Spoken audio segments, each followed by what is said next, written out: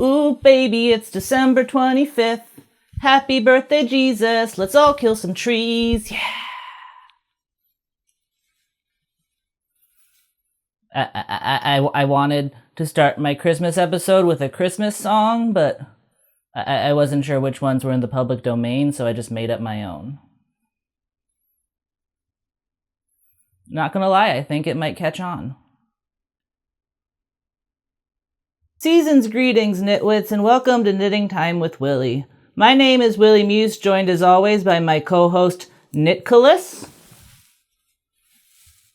And I am feeling as jolly as Santa Claus right now.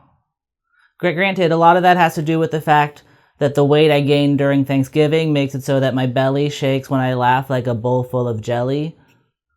But I'm also just happy because I love the holidays. It's the one time of year when my sloth, greed, and gluttony are all celebrated, and my feelings of envy and wrath towards my fellow men are dulled down to a pleasant hum until the new year comes.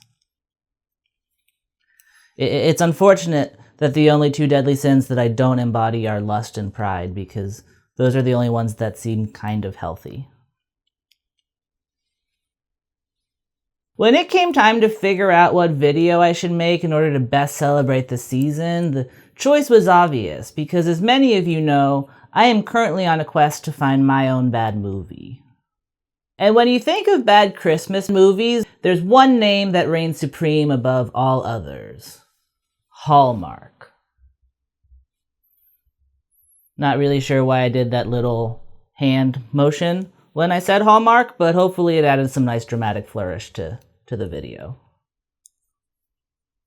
The Hallmark Channel has created what I can only assume is a $1 trillion industry centered around pumping out hundreds of cheaply made, light-as-air Christmas movies each year, and I honestly feel like I can't properly celebrate the holiday season without discussing at least one of them. Truth be told, I've been wanting to talk about a Hallmark movie for a while now because I love them so much and there's really a lot to work with there, but unfortunately that simply wasn't possible until now. For as much as I love that Christmas feeling, I am also quite strict about when I allow myself to feel it. From the moment Thanksgiving is over until the moment we open presents on Christmas Day, my whole life is jingle bells and carols and eggnogs and that one episode of The Fairly Odd Parents where Timmy wishes that every day could be Christmas. But outside of that small time frame, I absolutely refuse to engage with anything related to the holiday. Like, I'm not even joking, I have been lost during many a TV show I was binging because a major plot point was revealed during a Christmas episode that I had to skip over because it wasn't time for that, because, like, Christmas stuff is for Christmas time, and this is the hill that I will die on. And I'm not gonna lie, there are a lot of people in my life who think it's weird how strictly I adhere to my no Christmas before Christmas rule, but it's honestly because I love the holiday so much that I avoid it like the plague for 11 months out of the year. I think that Christmas feeling is really special, and so I want to do what I can to keep it special. If I were to just feel it willy-nilly whenever I wanted to, then it might lose a lot of its punch, and I don't want that to happen. Thankfully, I don't have to worry about that right now because 'tis the season, so I get to watch all the Hallmark movies that I want. And I have. Too many, some might say. But though the case could be made that I devoted the past 2 weeks of my life to watching them, figuring out which one of these movies in particular I should talk about was kind of difficult because, well, let's be honest, they're all basically the same movie. All of the posters are nearly identical pictures of straight white couples smiling in front of a Christmas tree, and most of the titles follow the format of, like, the word Christmas plus just, like, any noun. So it's hard to look at any of them and be like, well, a Christmas blender looks way more interesting than a Christmas desk. Although, to be clear, I made those titles up, so rest assured, if A Christmas Desk was actually a real movie, we would absolutely be talking about it right now. Thankfully, I didn't really have to choose, because as fate would have it, I recently went on an episode of the YouTube show Drawfee, where I had the hosts draw what they thought Hallmark movies would be about, based on their titles. And so rather than trying to pick a movie based on whether or not it would be interesting to talk about, I just had to pick 3 movies with titles that seemed like they could be interesting to draw. If you haven't watched that episode of Drawfee, I suggest that you do, because it was very fun and I was very happy to do it. And that said, I assume that you already have watched it, because I assume that's how you found this video, because let's be honest, most of my audience is just runoff from their show. I figured that for my Christmas episode, I should probably just pick from one of those 3 movies that we discussed on there, because Drawfee is a much, much, much more popular thing than my channel is, and I wasn't about to fight Synergy. So before the episode ended, I asked the host to help me pick which one I should discuss on this companion video, and they told me I should talk about a movie called A Nanny for Christmas, and I said, okay, that sounds good. Unfortunately, I then watched A Nanny for Christmas, and I realized that it was the least interesting movie to have ever been created. Like, I genuinely believe I would have an easier time talking about 2 hours of television static than I would talking about A Nanny for Christmas. So I apologize to anyone who came from Drawfee expecting me to talk about it, but I'm not going to be doing that today. Instead, I've decided to talk about another one we discussed on the show, and that one is called A Christmas Kiss 2. And actually, now that I think about it, before I commit myself to talking about it, I should probably watch it first to make sure it's not as mind-numbingly boring as A Nanny for Christmas was. So why don't I go do that? Burbs.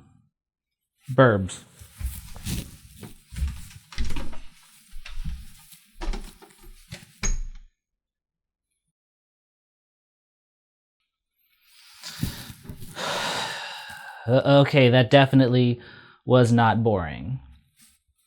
Deeply disturbing in a lot of ways, but definitely not boring.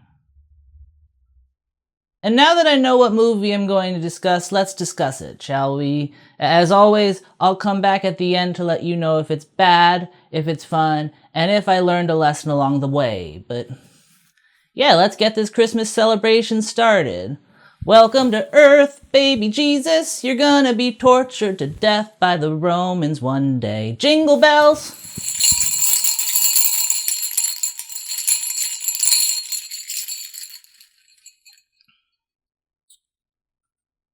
I'm starting to think that maybe I'm not the Christmas Carol writing genius I hoped I might be.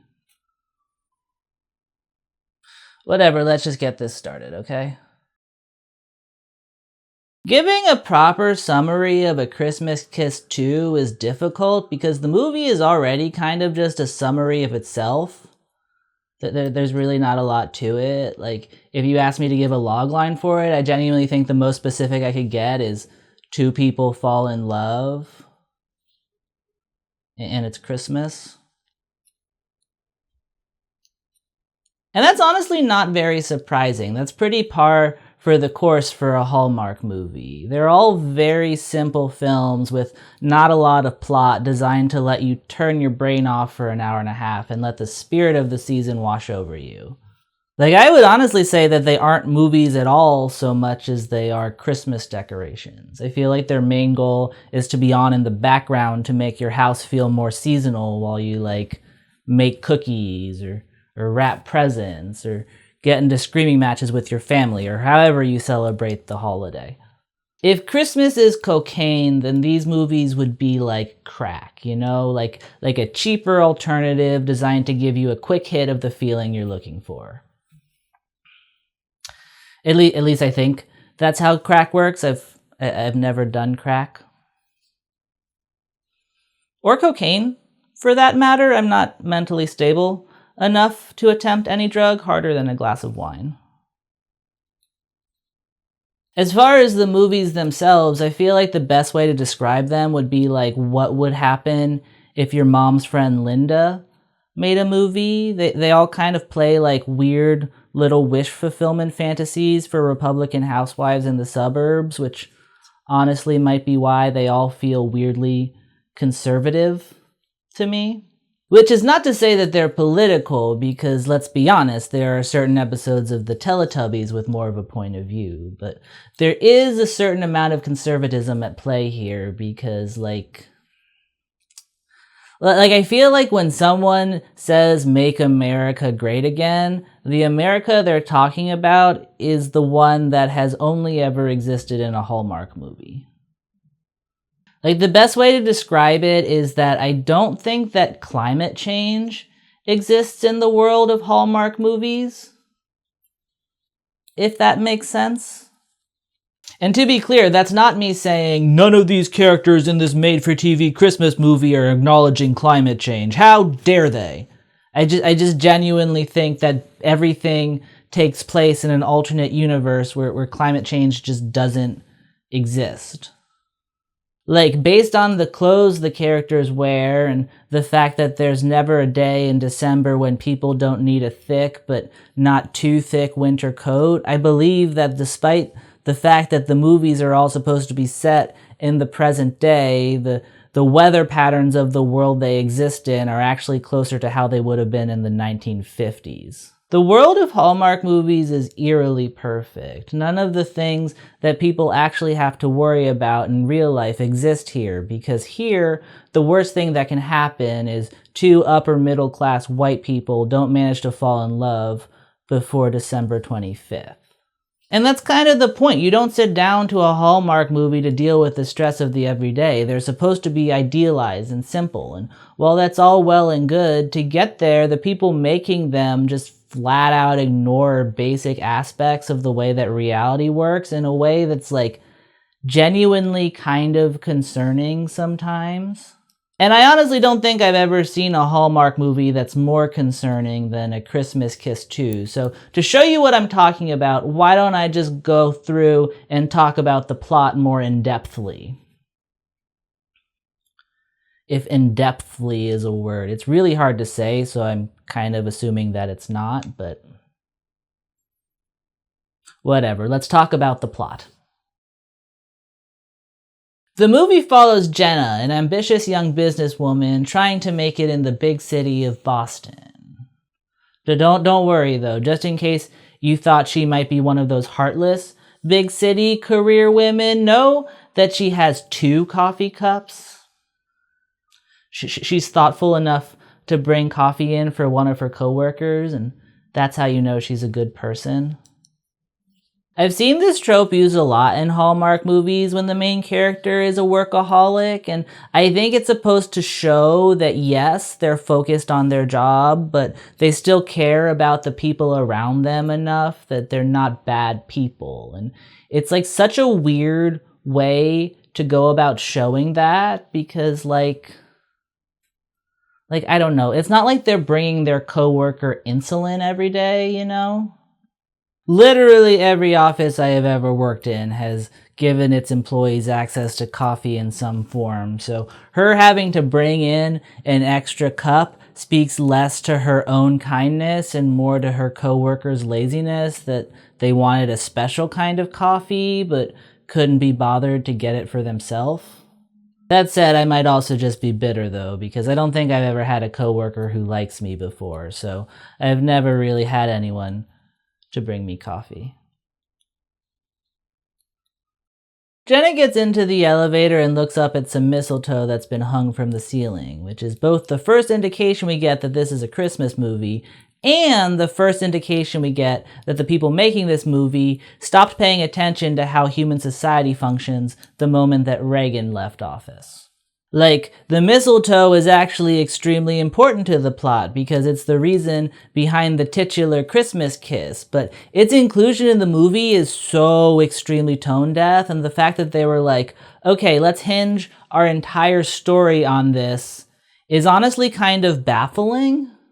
An office building putting up a thing meant to initiate physical intimacy in an extremely enclosed space that people need to use in order to get to their jobs feels like a bit of an HR issue, and given that this film was made in 2014, I feel like the people making it should have known that.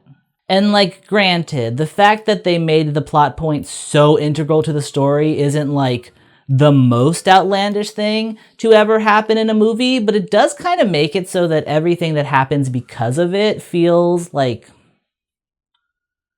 just a little bit off, you know? And this is kind of what I'm talking about when I say that they just ignore certain realities of the real world for the sake of making the movie, because I feel like they probably do know that this is kind of an iffy setup. They just super don't care. Like, I think they just went in wanting to make a movie where two people fall in love underneath the mistletoe, and as long as that happens, they don't really give a crap about how they get there.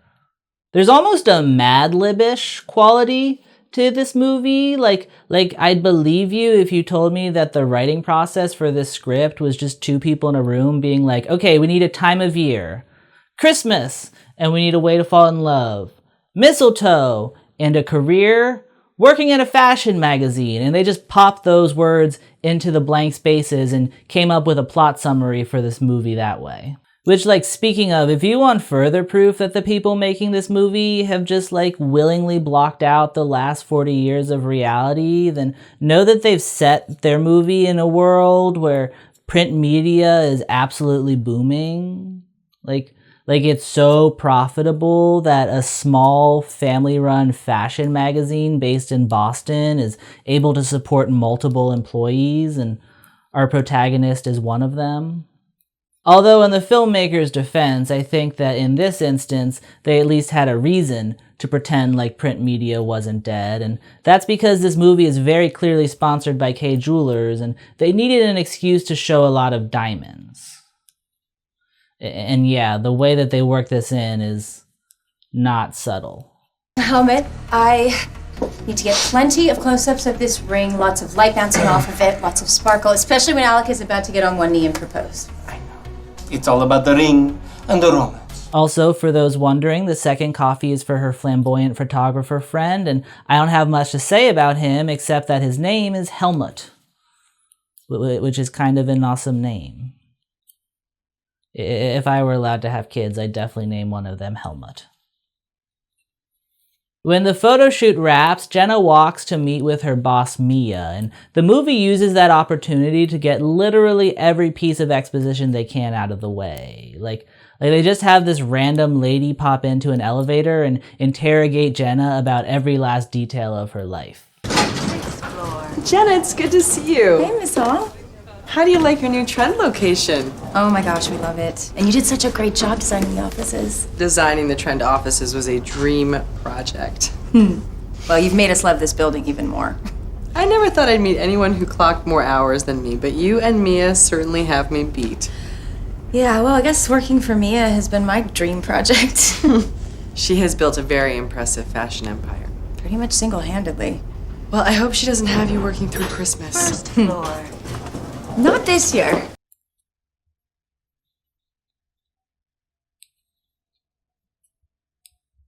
Oh, I don't have anything to add right now. I'm just popping back in to break things up because I'm worried YouTube might knock me if my clips are too long. And yeah, that exposition dump is still going on. This year, I am spending it with my dad. Oh, the one man who always thinks you're his princess and never lets you down. I wish. Actually, things have been a bit estranged between me and my dad ever since he remarried a woman who's become a bit of a step monster. Oh, it's a tough load. Yeah. What about you? Any special Christmas plans? Let's just say I think I'll be enjoying this Christmas much more than the last one. I have some materials for Mia, so I'll see you soon. Great. Have a great day.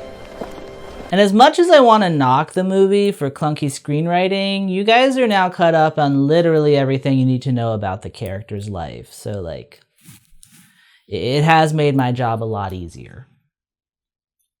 Jenna's boss Mia is an even bigger workaholic than Jenna, and her entire character is kind of just that she hates Christmas. Although, the way that they portray that, it almost seems more like she doesn't really know what Christmas is. Morning. Hi. Got some flowers for you from John Ford. Please give those to whoever you give them to and write him a lovely thank you note from me. You don't even want Mr. Ford's flowers, huh? No, they're far too Christmassy and red.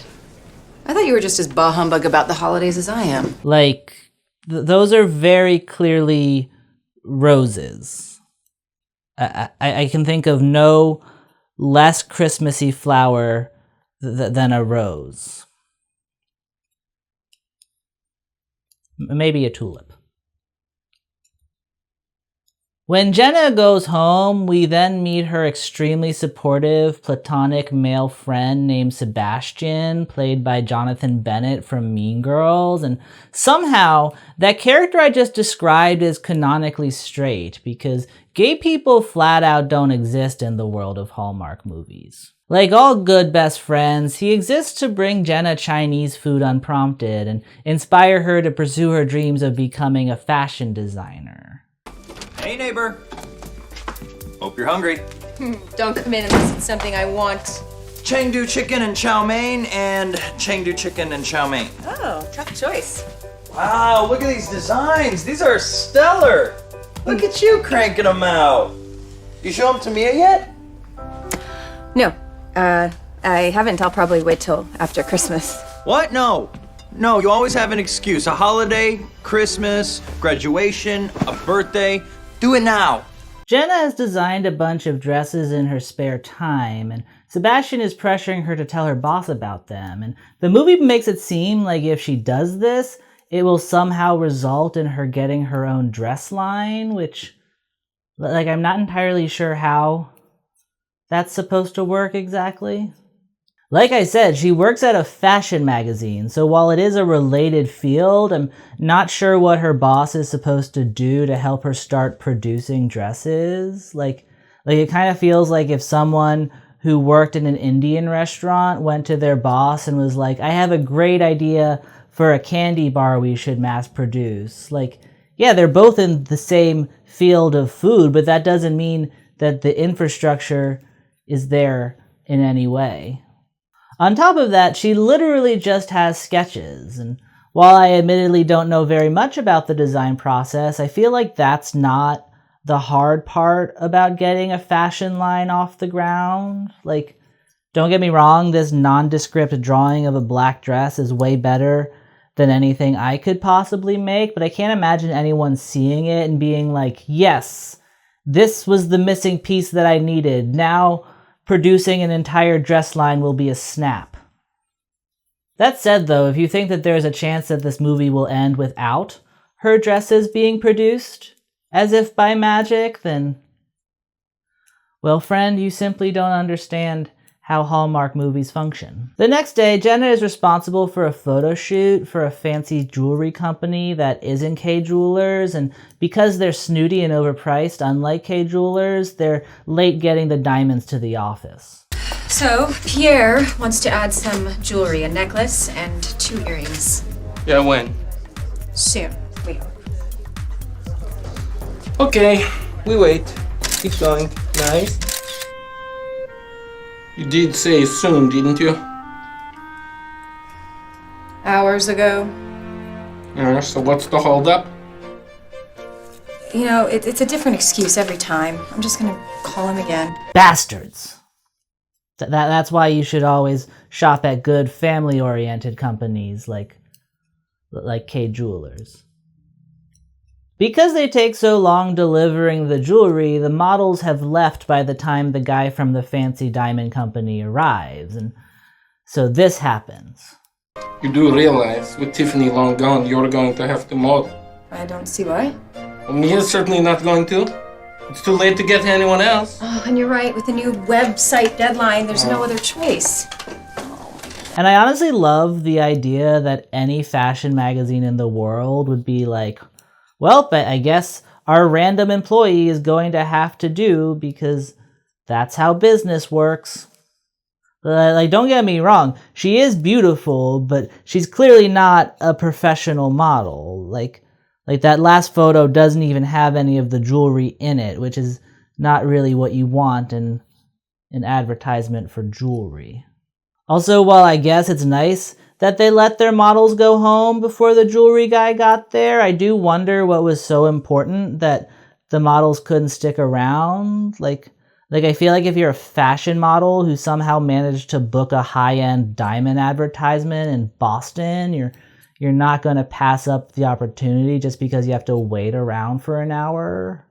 Like, I doubt she was like, sorry, I can't model diamonds for you. I have to get to my other diamond modeling job because the Massachusetts fashion industry is booming. While all this is going down, the film takes us down to the lobby where we're introduced to the love interest Cooper, and, well, he sucks. I don't really have much else to say about him other than he's a really gross person, and I don't like him. He's Mia's brother who came back into town to celebrate Christmas with his girlfriend's family, and some of you might hear that and be curious about how he can be the love interest if he has a serious enough girlfriend that he's spending the holidays with her family. And the way that works out is that he cheats on her. The majority of this movie, the romantic lead of the film is cheating on his girlfriend. And while that might make you feel bad for the girlfriend, don't worry, okay? She's skinny and she wears fancy clothes, so obviously she sucks and doesn't have feelings. Cooper leaves his girlfriend in the lobby and goes to talk to his sister to invite her to Christmas with him, and his sister again reacts as if she doesn't really know what Christmas is. I'm here to celebrate Christmas with her family. How novel. I know, right? So what do you say? What do I say about what? Do the Christmassy thing with us this year. Roast chestnuts and drink eggnog. But, like, has she only read about it in books? What the hell is she talking about? When Jenna is done with her photo shoot, she gets on the elevator to go home, and she's greeted by a bunch of carolers. In a one-horse open sleigh, o'er the fields we go, laughing all the way, ha ha ha, bells on bobtail ring, making spirits bright, what fun it is to ride and sing a sleighing song tonight. And, like, if that happened to me at my old job, I would 100% file a complaint with HR. Riding the elevator in your office is already awkward enough. To add people singing into that mix is flat out violent.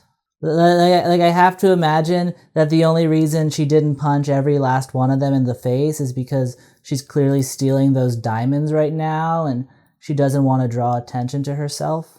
Those carolers are there for a purpose, though, because the titular Christmas kiss is about to happen and they needed to make things as Christmassy as possible, because you know how there's nothing more romantic than a bunch of actors dressed in Victorian clothing screaming in your ear.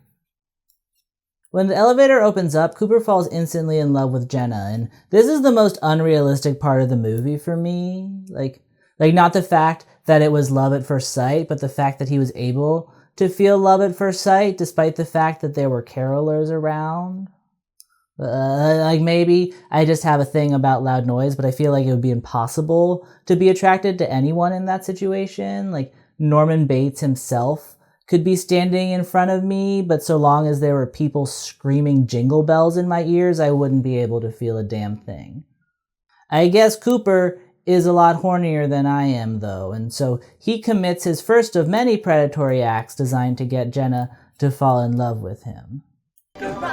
And soon Miss Fanny Bright was seated by my side. The horse was lean and lank. Oh, hey, great idea. There's a woman down the hall, all the way down. You can't miss her. Dire need of some Christmas cheer. Oh, what fun it is to ride a horse. The movie portrays him sending those carolers away like he's playing a silly little prank on his Grinch of a sister, but based on how he looks at Jenna and what happens next, it really feels like he's trying to isolate her so he can make a move on her. You know, like how all great love stories begin? He then does this. Hey, excuse me. That was my floor. Oh, sorry. I'm sure you are. Which again, the movie portrays him as being this lovable little scamp with a crush, but in effect, all he's doing right there is trapping her in an enclosed space with him against her will, which is not a great thing to do. He then negs her because he no doubt has read one of those pickup artist books. Mrs. Claus, right? Back in her showgirl days.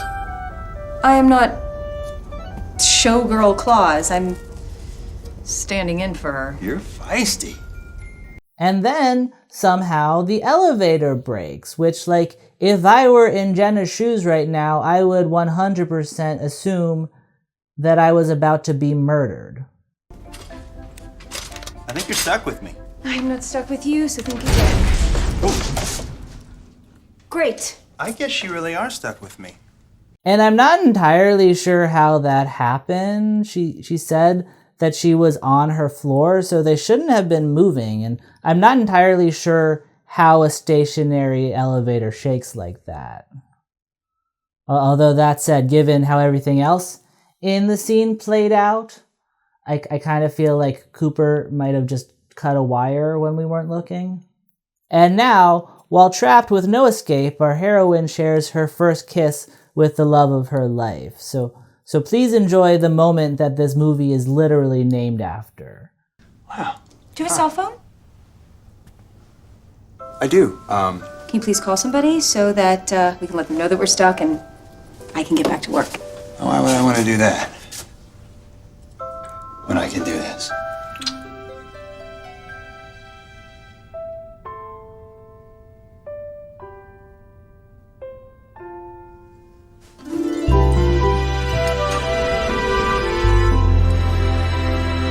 And like normally I'd spend a lot of time going into why that's creepy frame by frame, but I think there's enough there that it can probably just speak for itself at this point. What I will point out though is that the actor was clearly told that he needed to portray the fact that when he kisses her he feels new feelings he's never felt before, so he puts on this really confused face that I love because it looks more like he's a caveman who just saw fire for the first time rather than someone who just fell in love. Thankfully, before things can go any further, this, let's say romantic, encounter is interrupted when the elevator doors open up to Cooper's girlfriend, and like the horrible shrew that she is, she seems to be slightly miffed to find her boyfriend making out with some rando in a Mrs. Claus outfit, which, like, how dare she? First floor. Seriously, you can't keep your hands off a bimbo model wearing diamonds? You actually think I'm a bimbo model? Those diamonds suit you well, although a little bit more cleavage would enhance the overall look. The girlfriend does ultimately seem like a deeply unpleasant person, but she's painted as such a clear villain from the get-go, and literally the only thing we know about her at this point is that her boyfriend kissed someone else. Granted, they do seem to have something of an open relationship, but even if that is the case, I still feel like this woman has every right to be pissed off right now. Like, I don't consider myself a particularly jealous person either, and I don't think that I would always necessarily care if I saw the person I was dating kissing someone. But if I saw the person I was dating kiss someone while I was waiting for them in a lobby and them kissing was the reason that I couldn't go home, then you had better believe I would be saying way meaner things than the stuff that she just did right there.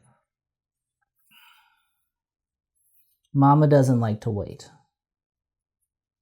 And honestly, I think that the only reason they make the girlfriend character so over the top and mean is because they need an obvious villain to distract from the fact that the actual villain of this movie is also the romantic lead. I'm not being hyperbolic when I say that Cooper is a literal monster. After the titular Christmas kiss, he aggressively pursues Jenna in a way that makes me think that the person writing this script had just like a checklist of toxic behaviors, and they did their best to just kind of like mark them off one by one and work in as many of them as they could.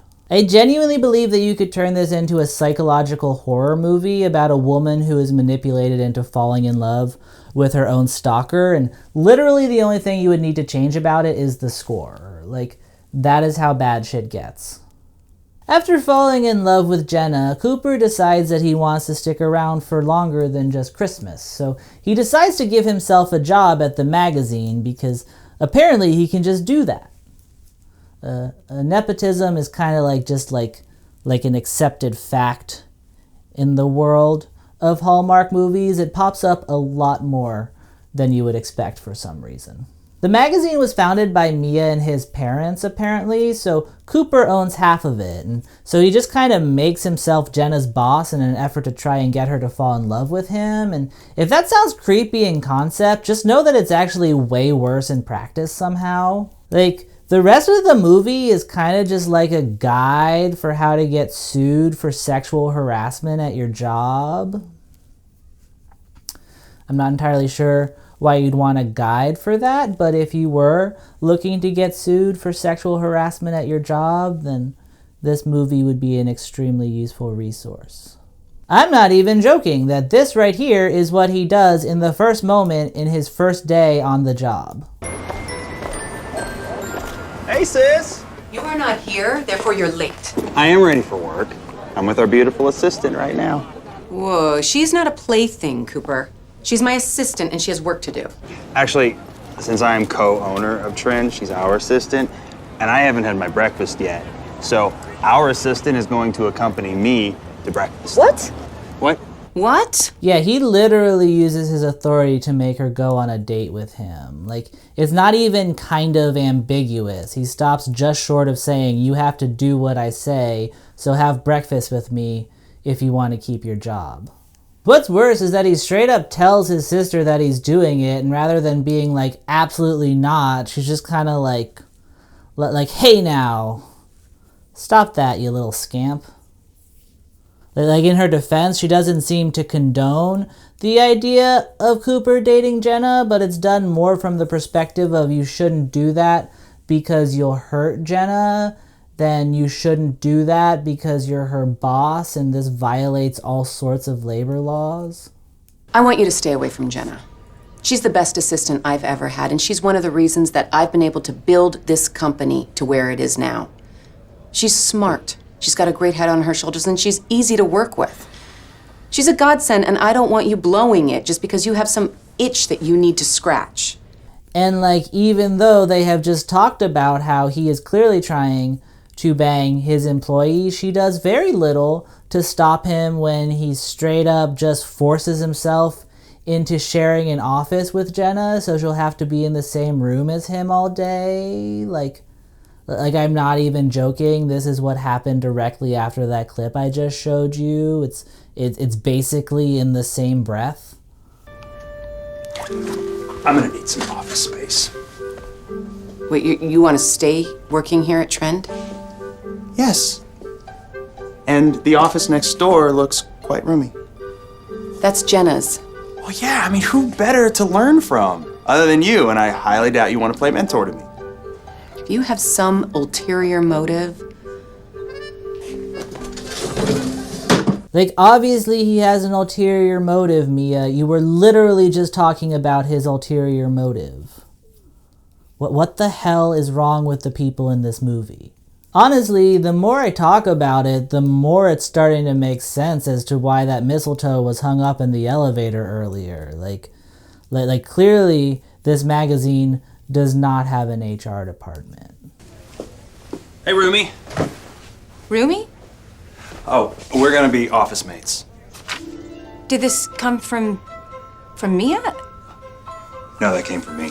Unless you think that this is all playful and fun, then just know that it's not. Like the movie thinks that it is, but Jenna makes it very clear that she doesn't want any of Cooper's advances. She even does that thing that happens a lot where women have to pretend that they're talking to their boyfriends in order to get creeps to lay off of them.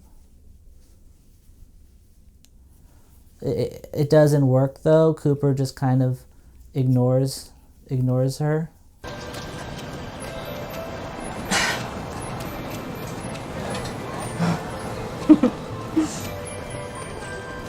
Wow, you have a beautiful smile. Well, I tend to smile when I get a text from my boyfriend. You don't have a boyfriend. Excuse me? You don't know anything about my life or who or what I have in it. I know that if you had a boyfriend, you wouldn't have kissed me that way. And normally, I'd feel really bad for a woman in Jenna's position, but actually the way that Cooper is harassing her is really cute because he's got abs and a nice smile. Or like, at least I think that's what the movie thinks is happening right now. And yeah, most of the romantic plot of this movie is just watching what's meant to be a bunch of fun little flirtations that are actually just extremely creepy.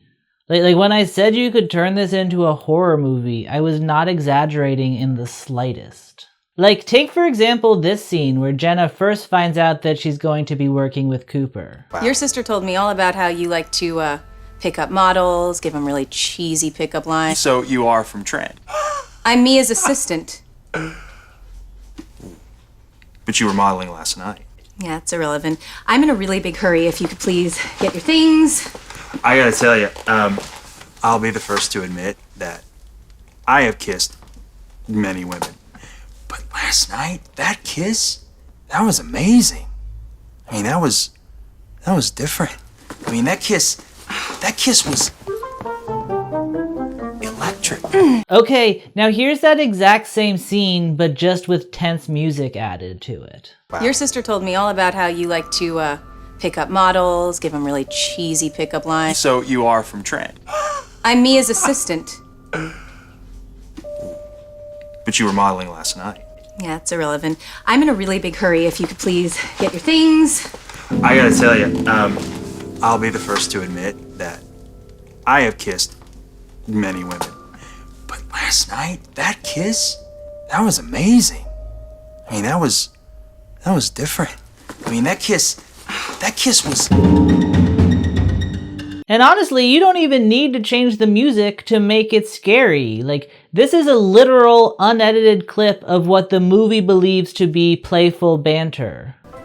Wow, you don't play fair, do you? I don't play, period.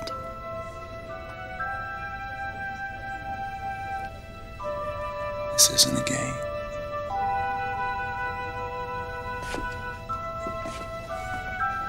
Show me the ropes, Audrey.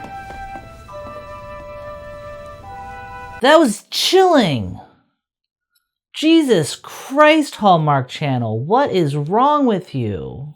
Of course, despite the fact that the male lead is evil and possibly a Dracula, this movie is ultimately meant to be seen as romantic, and the way they try to justify this is by basically implying that the two people at the center of the film are meant to be together.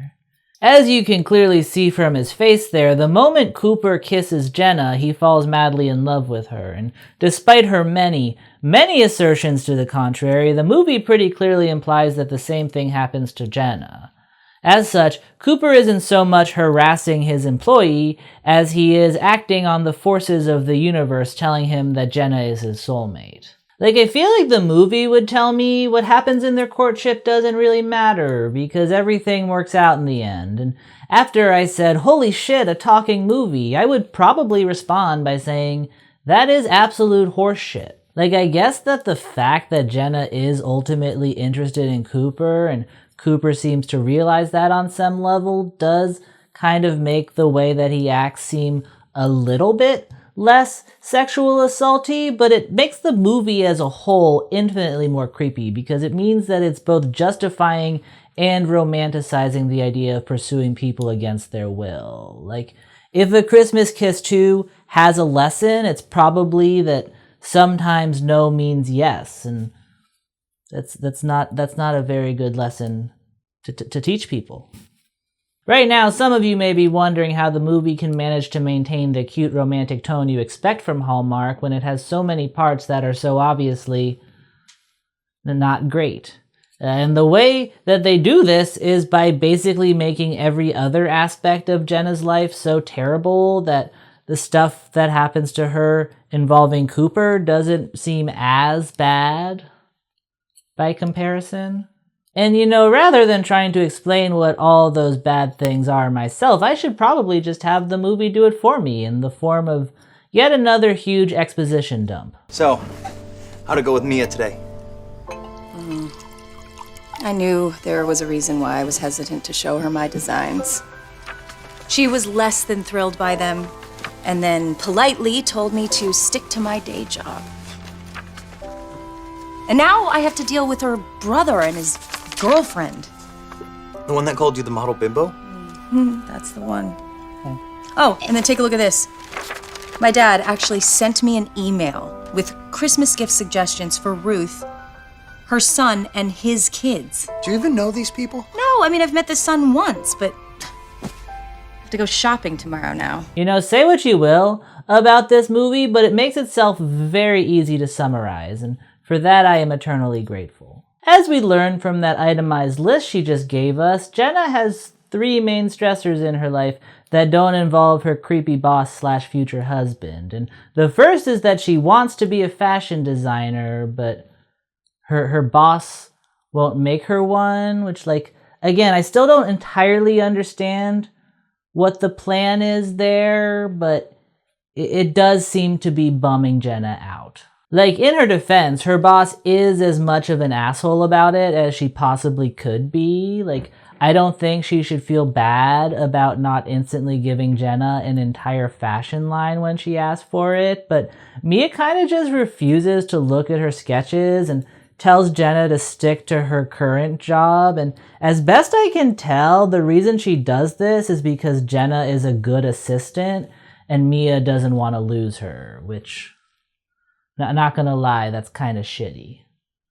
If you have a minute, I wanted to show you something. Sure. Check these out. Oh, who's the designer?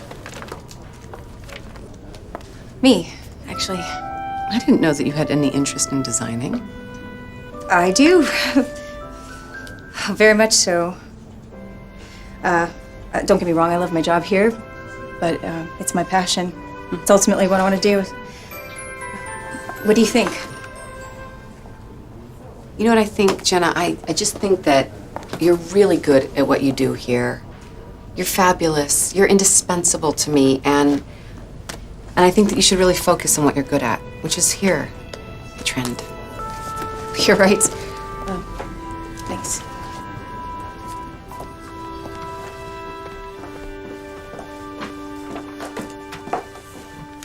Hey! Like, she basically causes Jenna to give up on her dreams because she doesn't feel like making a post on Craigslist, which is not really a nice thing to do. The second problem in Jenna's life is Cooper's girlfriend, because lest you forget, even though he keeps telling Jenna that he loves her and wants to be with her, he still has one of those, because he is the worst. Like I said, the girlfriend is portrayed as being this, like, cartoonishly evil monster, even though the case could be made that she's the least terrible person in this movie. Like, granted, she's not very nice to Jenna, but that said, the only thing she knows about Jenna is the fact that she made out with her boyfriend, so, like I get why she might not care for her. And even though she's kind of mean to Jenna, it's mostly done in the form of passive-aggressive little barbs. Hello. We didn't officially meet last night. I'm Brittany, Cooper's girlfriend. Oh, yes. Jenna. And not a bimbo model, it appears. No, I'm not. I imagine a model has a much more exciting life than an assistant. Like, that's not great, but it honestly seems pretty tame considering the whole making out with her boyfriend right in front of her thing. And also, if we're being honest, what she says to Jenna is not nearly as bad as the stuff that Cooper says to her. Wow, when did you get to be so catty? I'm not catty, I'm sassy. Besides, that's one of the things you said you loved about me. Oh, yeah, that word is not part of our situation. The more I think about it, the more I think that Cooper might be one of the worst villains to ever be portrayed on screen. Like Thanos has nothing on him. The final problem that Jenna is dealing with, and I would argue the most pressing, is the fact that she's supposed to spend Christmas with her father, but unfortunately for her, her father very clearly hates her. Throughout the movie, we see a bunch of phone calls between Jenna and her dad that were all clearly filmed in the same day, and they all consist of her trying to plan a visit home for Christmas, while her dad does his best to let her know that he likes his new wife way better than he likes his daughter. Hi, Dad. Hi, Jen. So I got your text. Are we good for me to book my flight from the 21st to the 27th like we discussed? You know, why don't you make it 23rd through the 26th? Okay. That doesn't really give us much time together. Yeah, I know, but Ruth's kids and the grandkids are going to be here, and the place is just going to be crazy. Right. Okay, yeah, I can book it for the 23rd to the 26th. All right, good. It's all set. Need your help, Jim. Ruth's calling me. I gotta go. Bye, Dad. Love you. Love you too. Like, that exact phone call happens about 12 times throughout the movie, and the dad just keeps prioritizing his new family over his daughter more and more, while his daughter does everything she can to try and make him happy like a sad little puppy dog. And it all builds to this. Hi, Dad. Hi, Jen. I'm sorry. There's been a change of plans. What do you mean? Well, Ruth's sister and her family are going to be coming in to spend Christmas with us as well. So? Well, we don't have the room to house everybody. Well, Dad, I can stay in a hotel. I don't mind. No. I can't let you do that. Anytime now, okay? Ruth doesn't want me spending Christmas with you, does she? Anytime Honey, now. it's complicated. Which, like, seriously, Jenna? Show a little dignity. Don't get me wrong, I feel bad for her, but her dad is so clearly an asshole that the fact that she offers to get a hotel is insane. Like, granted, I have very loving parents, so they would never pull bullshit like that, but if they did, you can rest assured that I would be yelling at them at the top of my lungs, because, well, if you can't yell at your parents, then who can you yell at? Wait. Hey. I cannot deal with you right now. Well, you're gonna, okay? What, you don't want me to see you cry? What? That was a crap move that your dad pulled back there. Come here. Spent thousands of dollars on airplane tickets and presents thinking I could finally trust him. I should have known better. Jesus Christ, thousands of dollars? What the hell kind of presents did that evil stepmom ask for, and why did you buy them for her? Like if she's spending thousands of dollars on a trip that her dad just randomly canceled like that, then I genuinely think that she should take him to court. Honestly, that should be a plot of A Christmas Kiss 3. I would watch that. Thankfully for our plucky protagonist, though, all of these problems are solved by the only thing that the Hallmark Channel would have you believe is capable of solving a woman's problems, and that is, of course, a man. The movie ends with a party, and when Jenna enters, she learns that literally everything in her life is perfect now because Cooper fixed it all for her. The last scene of the movie finds Jenna thinking that she's going to an office Christmas party, only to be greeted by a round of applause because what she's actually at is a party celebrating the launch of her fashion line because Cooper took all of her sketches and secretly produced the dresses she designed. And again, I don't know much about the design process, but I feel like the sketches she had aren't really enough for someone to pick them up and turn them into a whole ass fashion line. Cooper does it to surprise her, but I feel like if I were Jenna, I'd be kind of pissed that he didn't ask for my input before he slapped my name on a bunch of random dresses that I had nothing to do with besides the initial drawing. Cooper also solves Jenna's problems with her father by flying him into town, so that's all fixed now too. And given all the deep issues the two of them have been dealing with throughout the movie, a lot of you might be wondering how they can all be fixed just by having the dad show up to a random Christmas party. And the answer is fuck you, that's how. Dad? Oh my gosh, Dad! I'm so proud of you, Jen. What are you doing here? What about your Never mind about them. Cooper called me, and I'm glad he did. I'm so glad I could be here to celebrate your special evening with you. I'm so glad to hear that. So are we just not going to talk about all the times you were shitty to your daughter? Whatever, I don't care.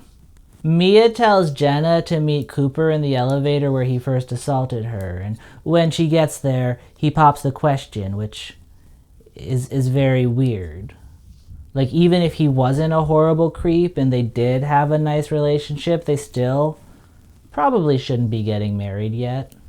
Like, they met when there were already decorations up, and it's not even Christmas yet. So they've known each other for, like, at most 20 days, and of those 20 days, I think Cooper had a girlfriend for, like, 18 of them, and as best I can tell, the two have only ever spoken a handful of times, and most of those times were Jenna asking Cooper to leave her alone. Still, I guess they do have to get married because they need an excuse to show a diamond ring because, like I said, this is really just an 1.5 hour long commercial for Kay Jewelers, and I feel like a lot of you guys might think that I'm exaggerating when I say that, but I'm not. Like, I'm not even joking. This is the unedited footage of the proposal. You know, for a while there, all I could think about was that amazing kiss. But then something happened, and we started spending more time together. And now all I can think about is your smile and your laugh and the sound of your voice when you say my name. When I'm not with you, you're all I think about. And when I am with you, all I can think about is how lucky I am to be with you.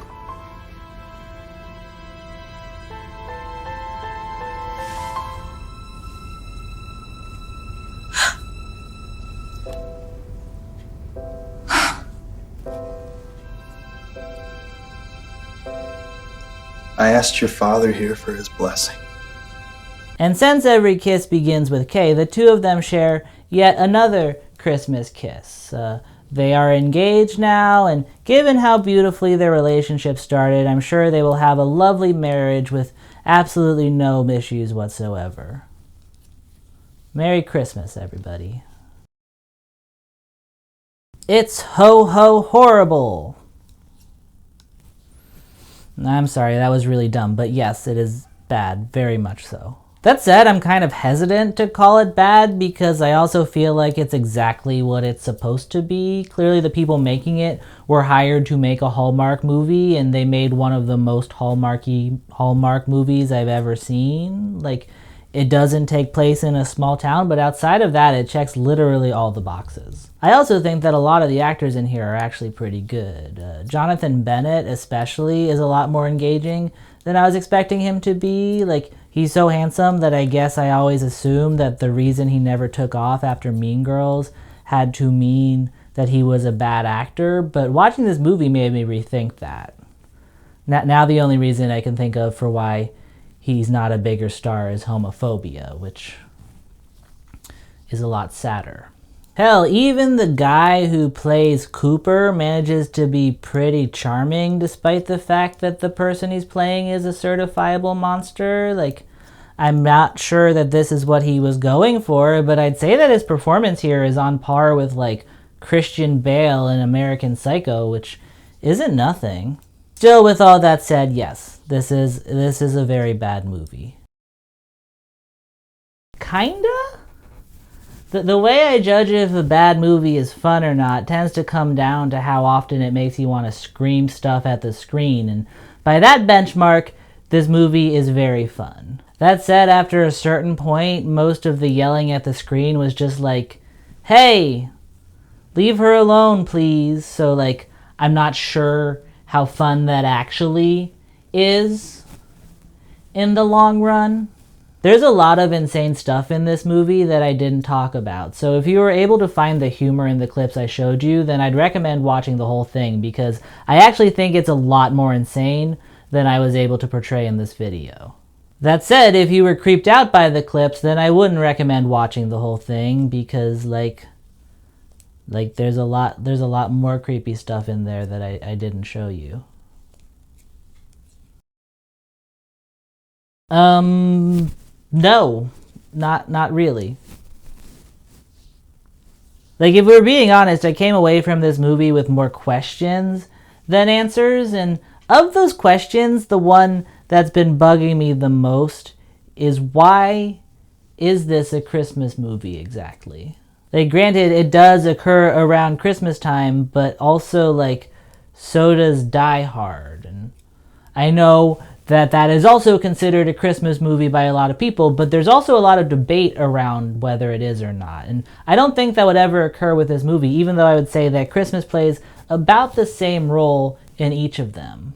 Like, Die Hard is not called a Christmas terrorism, but this movie is called A Christmas Kiss too. So clearly there's not supposed to be any question about what kind of movie it is. And while I don't think that there is any question, I'm kind of curious about why that is, because there's nothing inherently Christmassy about it. The only thing I could think that would necessitate this being set at Christmas time is the fact that the kiss happens underneath the mistletoe. But let's just say that I don't really think that justifies the kiss enough that it means that there's something inherently Christmas about this movie. And outside of the mistletoe, there's nothing particularly festive about the plot.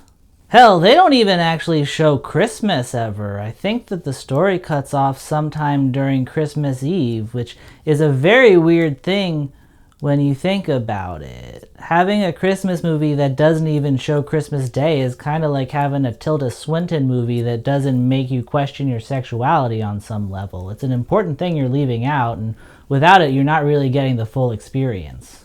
You could very easily have made a very similar movie without setting it at Christmas time. So the more I thought about it, the more I wondered why the holiday was so central to this movie's identity. And the best, simplest answer I could come up with is that it's a Hallmark movie. Christmas is Hallmark's biggest moneymaker, so they set a lot of movies during the Yuletide season. There are a bunch of Hallmark films I've seen besides this one that are ostensibly Christmas movies, but don't really have much to do with Christmas. Like, I don't know this for sure, but if I were to guess, I would bet that Hallmark buys a lot of unrelated scripts and changes them so that they are about Christmas, because they know that that's where their bread is buttered. So then the question becomes, why does this work? How did these things become such a staple of the holiday season when they're often only nominally related to the holiday itself? Like I said at the beginning of this video, the point of these movies is mostly just to give you that Christmas feeling. So to better understand this question, I thought long and hard about what that feeling is, because though I love it as much as the next guy, I've never really questioned why that is all that much. So I thought about all the ways I try to capture that feeling for myself, all of the traditions I look forward to every year, and all of the things I ardently skip over the other 11 months out of fear that they'll feel less special by the time December rolls around, and all of the cream-based drinks that get me drunk. And I did my best to try and figure out what all of those things have in common, and when I did, the only thing that I could come up with is that they all make me feel good. Despite pondering this question for an embarrassingly long time because my life is trivial and I have a lot of free time on my hands, the best conclusion I could come up with is that these are all just things that make me happy. And since that's a really obvious observation that doesn't really get me anywhere, I had to ponder that question for another embarrassingly long time to see if there was anything more to it. And after that, the best conclusion I could come up with is that not only are these things that make me all happy, they're all things that made me happy during Christmas. And while that's also a really obvious observation, it actually does get me somewhere this time, because when I think about the Christmas feeling that way, it makes me realize what I'm actually doing with all of my traditions and such, because I'm not just trying to make myself feel good. More than anything, I'm trying to recapture a good feeling that I had in the past. And I think that's the case for a lot of us. When this time of year rolls around, we all have a lot of memories about times when we felt that magical feeling. And so we do what we can to try and recreate the things that made us feel that way and hope to God that we get to feel it again. In a lot of ways, that's what traditions are all about. And weirdly, I think that kind of explains why Hallmark movies appeal to so many people this time of year, because I would say that more than Christmas, the one thing that they all have in common is that you kind of know how they're going to turn out. They're all mindless, formulaic, extremely simple stories where everything works out in exactly the way that you hope it will. Like, A Christmas Kiss 2 didn't even try to hide the fact that this was the appeal. Like I said, most of what happens here is centered on the idea that these two people knew that they were meant to end up with each other. So a lot of the plot is literally driven on the idea that everything is just going to work out in the end, like magic. And looking at it that way, I get why these wispy little movies have become so synonymous with Christmas, because honestly, that's what Christmas is all about. I think that the reason so many of us love traditions is because they offer us a feeling like we know what's going to happen. They're our attempt to relive the stuff that's already worked out in hopes that it's going to work out again. And when I put it like that, A Christmas Kiss 2 starts to feel shrouded in dark symbolism about the human experience. I feel like I'm probably the first person ever to say that sentence, but I stand by it, it's true. Like I said, most of the actions in this movie are driven by the idea that everything is going to work out in the end. And like I also said, most of the actions in this movie are deeply disturbing. Like, I don't think that the people making this movie set out to make the creepiest shit imaginable. More than anything, I think they just set out to create this impossible fairy tale where two people fall in love at first sight underneath the mistletoe. And in order for them to make that work out, they ended up making the creepiest shit imaginable. In the pursuit of this one impossibly perfect end, they turn everything that it took to get there into this horrible mess. And I think, in a weird way, that kind of makes A Christmas Kiss 2 the ultimate Christmas movie. For as much as I love this time of year, it's kind of hard to properly discuss it without discussing the fact that it kind of drives us all a little bit cuckoo bananas. So many of us are pursuing this one impossible end, and sometimes in order to get there, things can turn into a horrible mess. It's full of fighting and stress and all sorts of other staples of the holiday season that the Hallmark Channel wouldn't touch with a 39.5-foot pole. And I get why we do it. We're all kind of taught that there's something magical about this season. Things like the Hallmark movies ingrain in us this idea that we all have 30 days or so a year to try and recapture those good feelings from the past. And so we scramble to try and grab a hold of them and feel for a moment like we know that everything is going to work out in the end. But the more I think about it, the more I realize that this is all kind of bullshit, because even though I'm as guilty as anyone of thinking that the Christmas spirit is some special thing, it really isn't. If the magic of Christmas really is just trying to recapture all those good feelings from the past, then there's another word for that which is not nearly as whimsical. Nostalgia. And don't get me wrong, I love nostalgia as much as the next guy, but it can really fuck with your head sometimes, because with nostalgia, it's only the good feelings that survive, so you forget about all the minutia of what it took to get to those good feelings. In pursuit of the end, you forget about the journey. If the Christmas spirit really is just nostalgia, that makes it kind of hard to capture that feeling in the moment, because the sad truth is you can only really feel nostalgia after the fact. Like, honestly, I think that might be why the holidays can make us all go insane sometimes, because we're chasing a feeling that we can't really feel.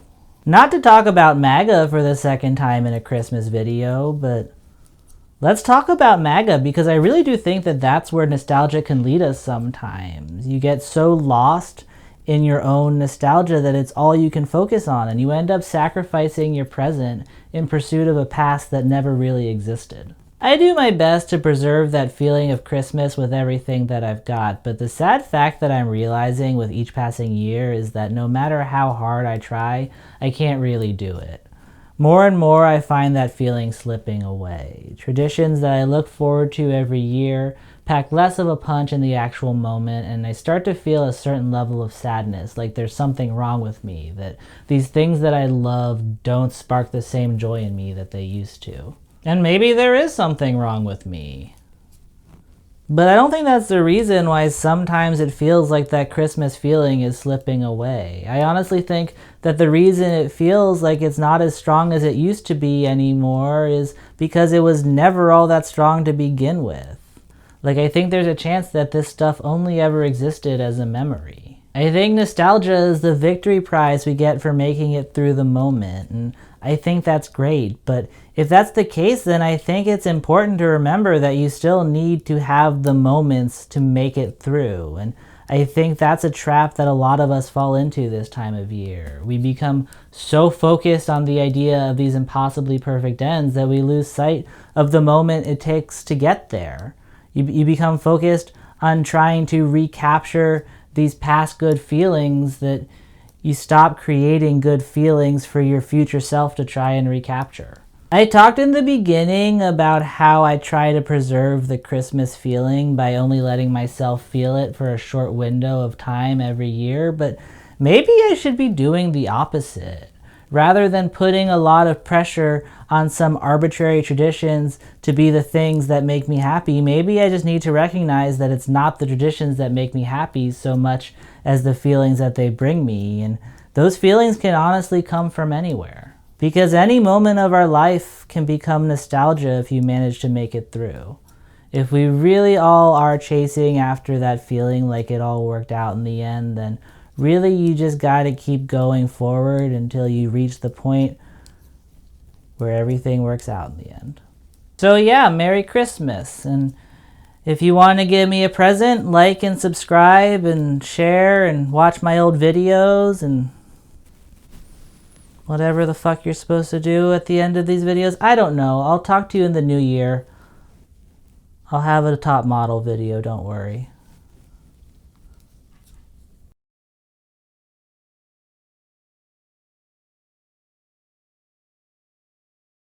Alright, you guys can just ignore this part. This is just for me. Like always, I like to get a good shot for my thumbnail, and since this video was about how disturbed I was by a lot of what happened, I feel like the poster's gonna be here, and so I'm gonna be like shocked by it, so I'll be like,